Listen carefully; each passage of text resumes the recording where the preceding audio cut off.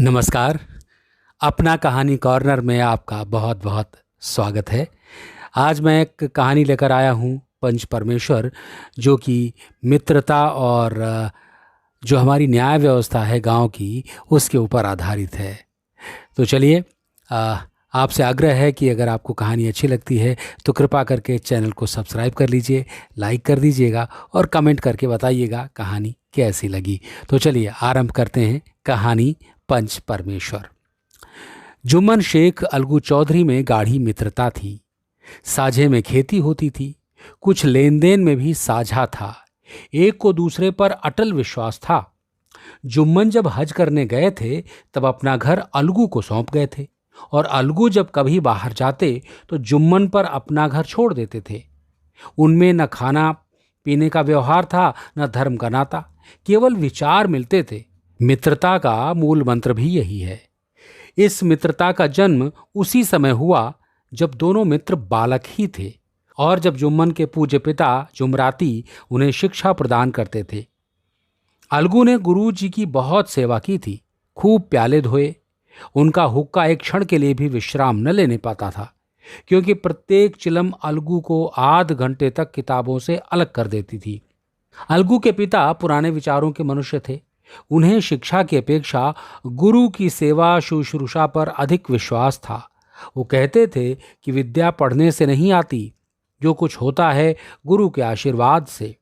बस गुरु जी की कृपा दृष्टि चाहिए। अतएव यदि अलगू पर जुमराती शेख के आशीर्वाद अथवा सत्संग का कुछ फल न हुआ तो ये मानकर संतोष कर लेना कि विद्यापार्जन में उन्हें यथाशक्ति कोई बात नहीं उठा रखी। विद्या उसके भाग्य ही में न थी तो कैसे आती। मगर जुमराती शेख स्वयं आशीर्वाद के कायल न थे। उन्हें अपने सोटे पर अधिक भरोसा था, और उसी सोटे के प्रताप से आज पास के गांवों में जुम्मन की पूजा होती थी। उनके लिखे हुए रेहन नामे या बैनामे पर कचहरी की मुहर्रिर भी कदम न उठा सकता था। हल्के का डाकिया, कांस्टेबल और तहसील का चपरासी सब उनकी कृपा की आकांक्षा रखते थे। अतएव अलगू का मान उनके धन के कारण था, तो जुम्मन शेख अपनी अनमोल विद्या से ही सबके आदर के पात्र बने थे। जुम्मन शेख की एक बूढ़ी खाला यानी कि मौसी थी। उनके पास कुछ थोड़ी सी मिल्कियत थी, परंतु उनके निकट संबंधियों में कोई न था। जुम्मन ने लंबे चौड़े वादे करके वो मिल्कियत अपने नाम लिखवा ली थी। जब तक दान पात्र की रजिस्ट्री न हुई थी तब तक खाला जान का खूब आदर सत्कार किया गया। उन्हें खूब स्वादिष्ट पदार्थ खिलाए गए, हलवे पुलाव की वर्षा सी की गई। पर रजिस्ट्री की मुहर ने इस खातिरदारी पर भी मानो मुहर लगा दी थी। जुम्मन की पत्नी करीमन रोटियों के साथ कड़वी बातों के कुछ तेज तीखे सालन भी देने लगी। जुम्मन शेख भी निठुर हो गए। अब बेचारी खाला जान को प्रायः नित्य ही ऐसी बातें सुननी पड़ती थी। बुढ़िया न जाने कब तक जिएगी, 2-3 बीघे ऊसर क्या दे दिया, मानो मोल ले लिया है। बघारी दाल के बिना रोटियां नहीं उतरती। जितना रुपया इसके पेट में झोंक चुके उतने से तो अब तक गांव मोल ले लेते। कुछ दिन खाला जान ने सुना और सहा, पर जब न सहा गया तो जुम्मन से शिकायत की। जुम्मन ने स्थानीय कर्मचारी गृहस्वामी को प्रबंध देना उचित न समझा। कुछ दिन तक और यूं ही रोध होकर काम चलता रहा। अंत में एक दिन खाला ने जुम्मन से कहा, बेटा, तुम्हारे साथ मेरा निर्वाह न होगा, तुम मुझे रुपए दे दिया करो, मैं अपना पका खा लूंगी। जुम्मन ने धृष्टता के साथ उत्तर दिया, रुपए के यहां फलते हैं? खाला ने नम्रता से कहा, मुझे कुछ रूखा सूखा चाहिए भी कि नहीं। जुम्मन ने गंभीर स्वर से जवाब दिया, तो कोई यहां थोड़े ही समझा था कि तू मौत से लड़कर आई हो। खाला बिगड़ गई।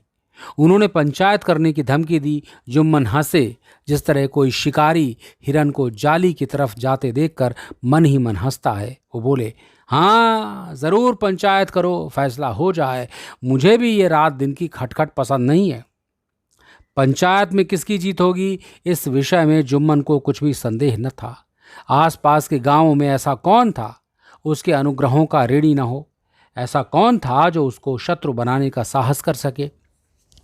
किस में इतना बल था जो उसका सामना कर सके? आसमान के फरिश्ते तो पंचायत करने आवेंगे नहीं।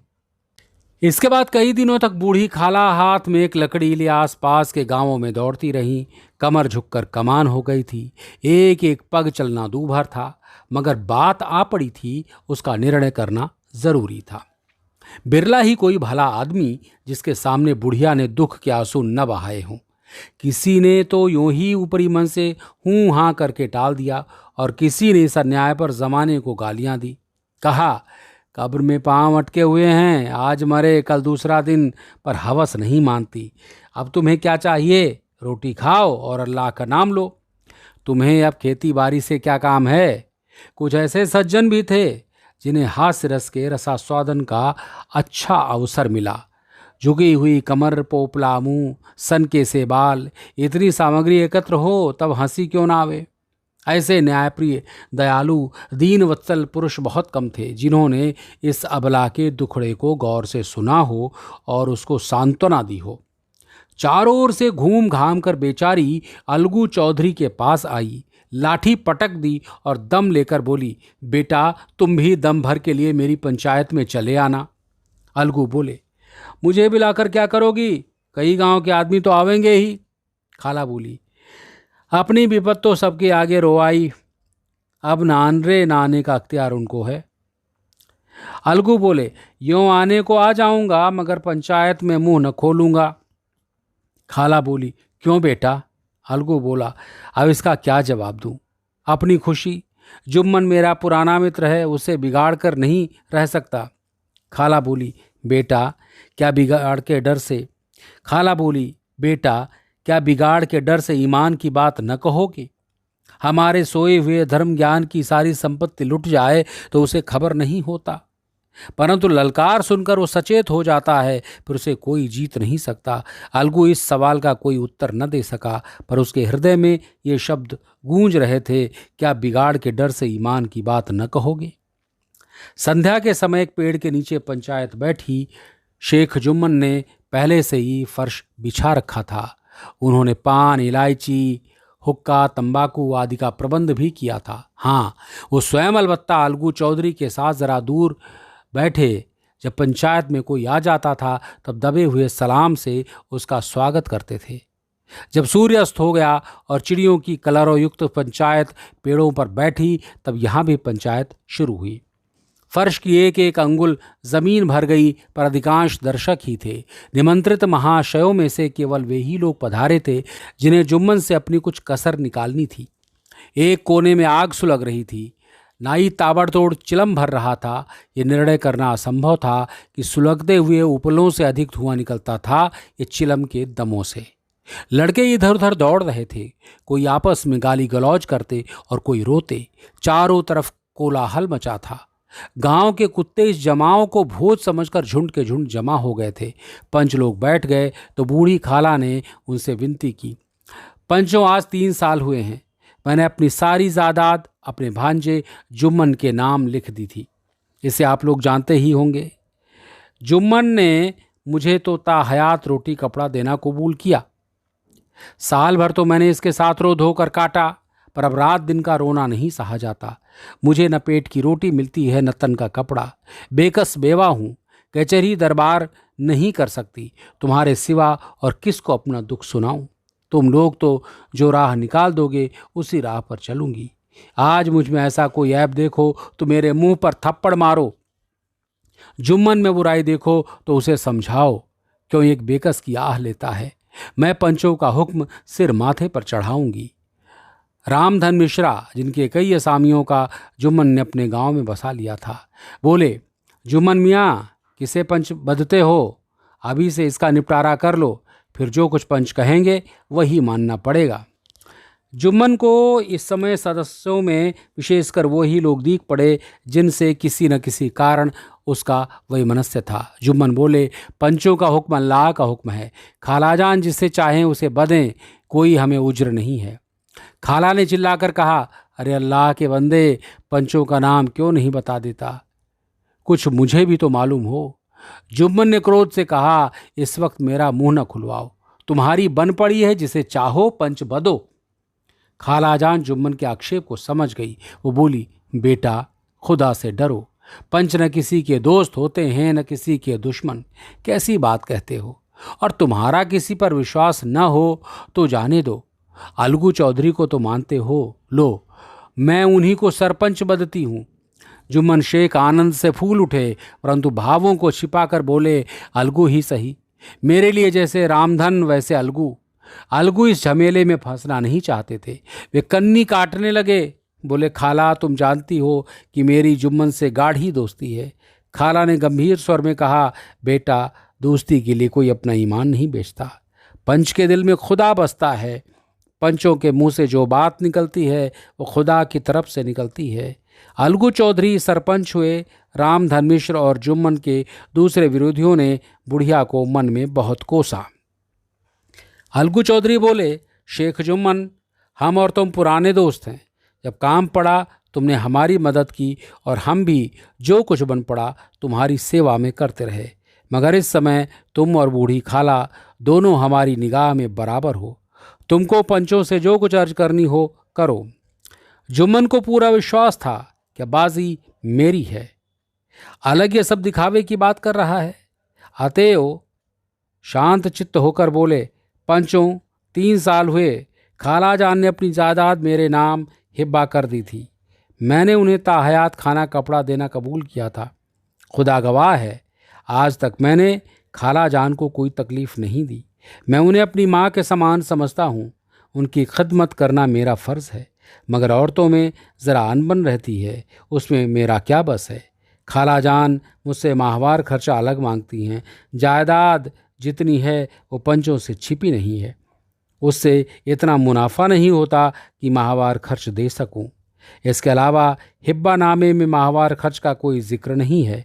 नहीं तो मैं भूल कर भी इस झमेले में न पड़ता।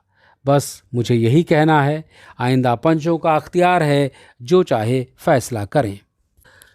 अलगू चौधरी को हमेशा कचहरी से काम पड़ता था, अतः वो पूरा कानूनी आदमी था। उसने जुम्मन से जिरह शुरू की। एक एक प्रश्न जुम्मन के हृदय पर हथौड़ी की चोट की तरह पड़ता था। रामधन मिश्र इन प्रश्नों पर मुग्ध हुए जाते थे। जुम्मन चकित थे कि अलगू को क्या हो गया। अभी अलगू मेरे साथ बैठा हुआ कैसी कैसी बातें कर रहा था, इतनी ही देर में ऐसी काया पलट हो गई कि मेरी जड़ खोदने पर तुला है। न मालूम कब की कसर ये निकाल रहा है। क्या इतने दिनों की दोस्ती किसी काम नहीं आवेगी? जुम्मन शेख तो इसी संकल्प विकल्प में पड़े हुए थे। इतने में अलगू ने फैसला सुनाया। जुम्मन शेख, पंचों ने इस मामले पर विचार किया। उन्हें नीति संगत मालूम होता है कि खाला जान को माहवार खर्च दिया जाए। हमारा विचार है कि खाला की जायदाद से इतना मुनाफा अवश्य होता है कि माहवार खर्च दिया जा सके। बस यही हमारा फैसला है। अगर जुम्मन को खर्च देना मंजूर ना हो तो हिब्बा नामा रद्द समझा जाए। ये फैसला सुनते ही जुम्मन सन्नाटे में आ गए। जो अपना मित्र हो वो शत्रु का व्यवहार करे, पर गले पर छुरी फेरे, इसे समय के हेर फेर के सिवा और क्या कहें। जिस पर पूरा भरोसा था उसने समय पड़ने पर धोखा दिया। ऐसे ही अवसरों पर झूठे सच्चे मित्रों की परीक्षा की जाती है। यही कलयुग की दोस्ती है। अगर लोग ऐसे कपटी धोखेबाज न होते तो देश में आपत्तियों का प्रकोप क्यों होता।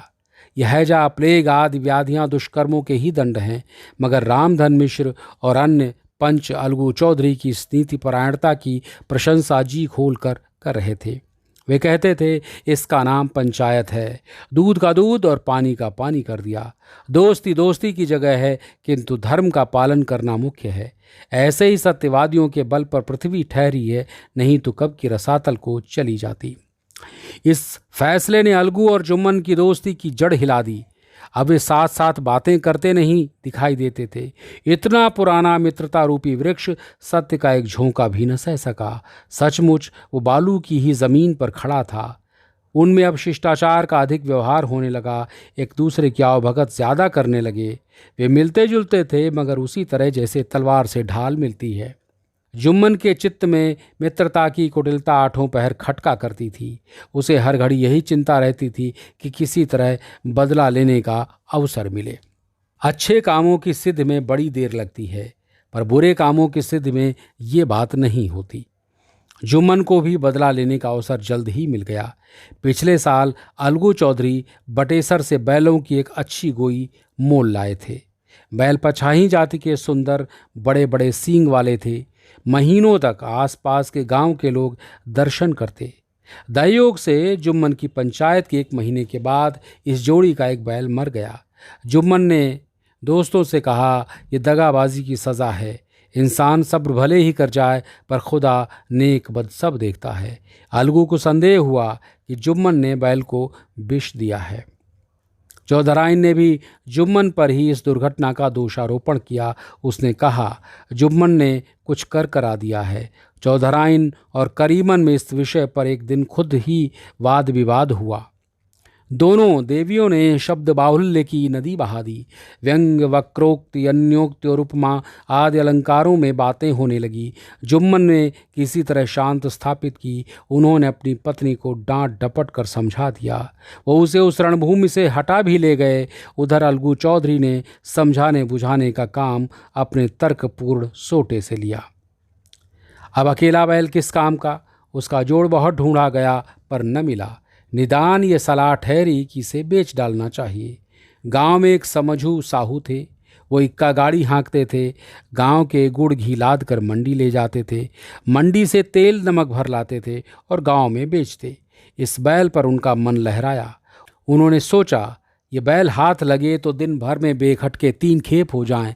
आजकल तो एक ही खेप में लाले पड़े रहते हैं।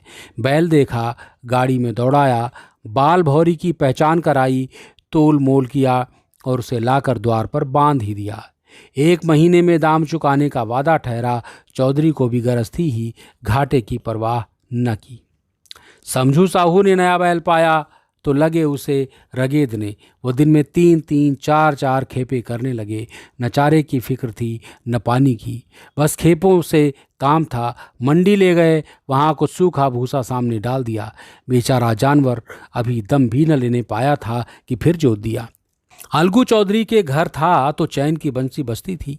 बैलराम छठे चमाहे कभी बहली में जोते जाते थे। खूब उछलते कूदते और कोसों तक दौड़ते चले जाते।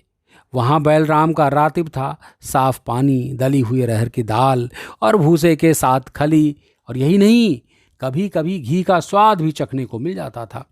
शाम सवेरे एक आदमी खरहरे करता, पोंछता और सहलाता था। कहाँ वो सुख चैन, कहाँ याठों पहर, यही खपत हैं। महीने भर में ही वो पिस सा गया। इक्के का ये जुआ देखते ही उसका लहू सूख जाता था। एक एक पग चलना दूभर था। हड्डियां निकल आई थी, पर था वो पानीदार, मार की बर्दाश्त न थी। एक दिन चौथी खेप में साहू जी ने दूना बोझ लादा। दिन भर का थका जानवर, पैर न उठते थे, पर साहू जी कोड़े फटकारने लगे। बस फिर क्या था, बैल कलेजा तोड़कर चला।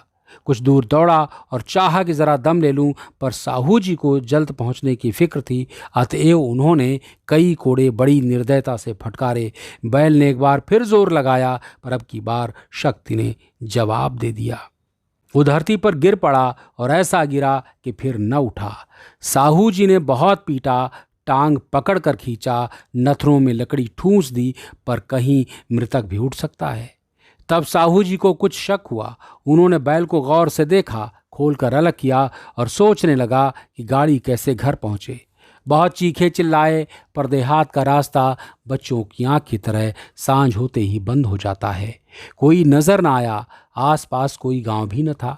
मारे क्रोध के उन्होंने मरे हुए बैल पर और दुर्रे लगाए और कोसने लगे, अब भागे, तुझे मरना ही था तो घर पहुंचकर मरता। ससुरा बीच रास्ते ही में मर रहा है, अब गाड़ी कौन खींचे।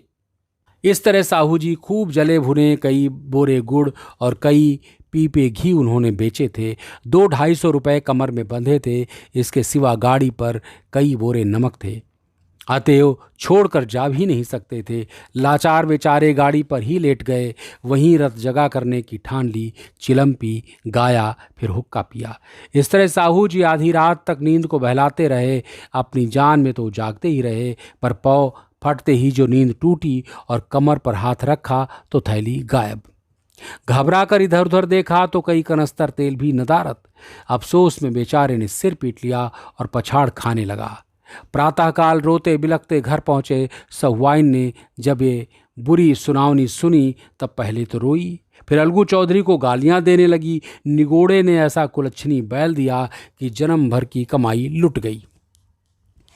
इस घटना को कई महीने बीत गए। अलगू जब अपने बैल के दाम मांगते हुए साहू और सहुआइन के घर पहुंचे तो दोनों ही झल्लाए हुए कुत्ते की तरह चढ़ बैठते और अंड बंड बकने लगते। वाह, यहाँ तो सारे जन्म की कमाई लुट गई, सत्यानाश हो गया, इन्हें दामों की पड़ी है। अरे मुर्दा बैल दिया था, उस पर दाम मांगने चले हैं।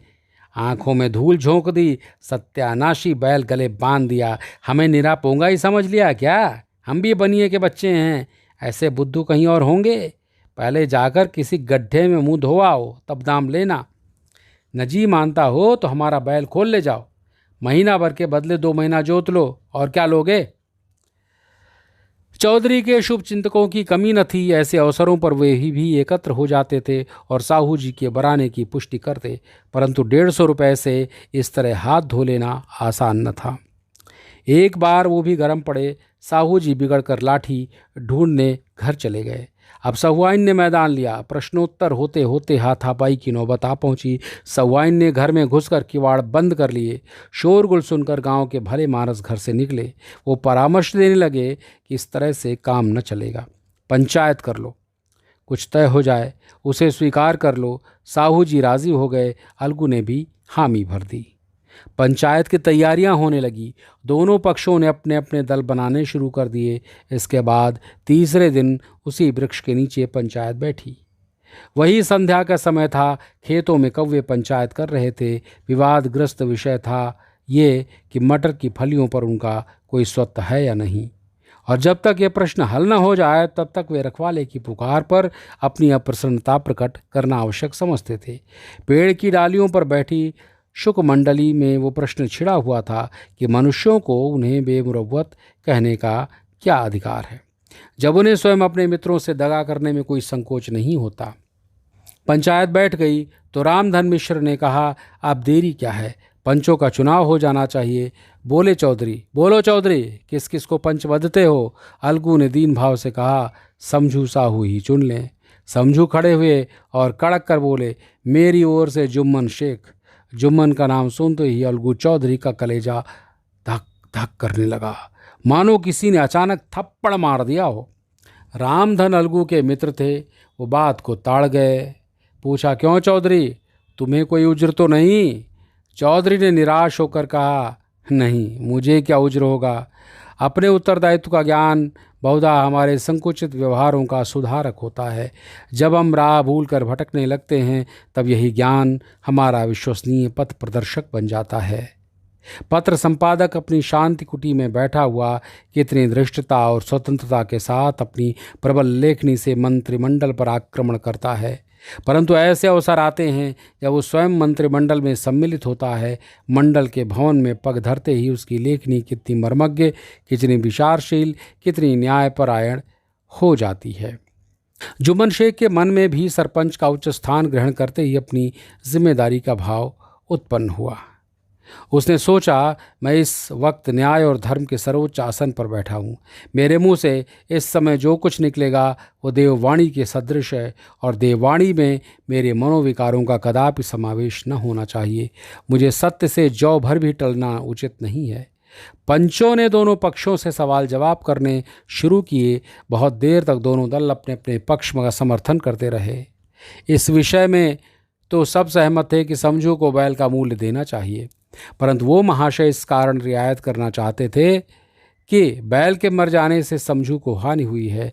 उसके प्रतिकूल 2 सभ्य मूल के अतिरिक्त समझू को दंड भी देना चाहते थे, जिससे फिर किसी को पशुओं के साथ ऐसी निर्दयता करने का साहस न हो। अंत में जुम्मन ने फैसला सुनाया, अलगू चौधरी और समझू साहू, पंचों ने तुम्हारे मामले पर अच्छी तरह विचार किया। समझू को उचित है कि बैल का पूरा दाम दें। जिस वक्त उन्होंने बैल लिया उसे कोई बीमारी न थी। अगर उसी समय दाम दे दिए जाते तो आज समझू उसे फेर लेने का आग्रह न करते। बैल की मृत्यु केवल इस कारण हुई कि उससे कठिन परिश्रम लिया गया, उसके चारे दाने का कोई प्रबंध न किया गया। रामधन मिश्र बोले, समझू ने बैल को जानबूझकर मारा है, अतः उसे दंड लेना चाहिए। जुम्मन बोले, ये दूसरा सवाल है, हमको इससे कोई मतलब नहीं है। झगड़ू साहू ने कहा, समझू के साथ कुछ रियायत होनी चाहिए। जुम्मन बोले, ये अलगू चौधरी की इच्छा पर निर्भर है। रियायत करें तो उनकी भलमनसी। अलगू चौधरी फूलों न समाये उठ खड़े हुए और जोर से बोले, पंच परमेश्वर की जय। इसके साथ ही चारों ओर से प्रतिध्वनि हुई, पंच परमेश्वर की जय। यह मनुष्य का काम नहीं, पंच में परमेश्वर वास करते हैं, ये उन्हीं की महिमा है। पंच के सामने खोटे को कौन खरा कह सकता है। थोड़ी देर बाद जुम्मन नलगू के पास आए और उनके गले लिपट कर बोले, भैया, जब से तुमने मेरी पंचायत की तब से मैं तुम्हारा प्राणघातक शत्रु बन गया था, पर आज मुझे ज्ञात हुआ कि पंच के पद पर बैठकर न कोई किसी का दोस्त है न दुश्मन। न्याय के सिवा उसे कुछ नहीं सूझता। आज मुझे विश्वास हो गया है कि पंच की ज़बान से खुदा बोलता है। अलगू रोने लगे। इस पानी से दोनों के दिलों का मैल धुल गया। मित्रता की मुरझाई हुई लता फिर हरी हो गई। तो ये कहानी थी मुंशी प्रेमचंद की पंच परमेश्वर।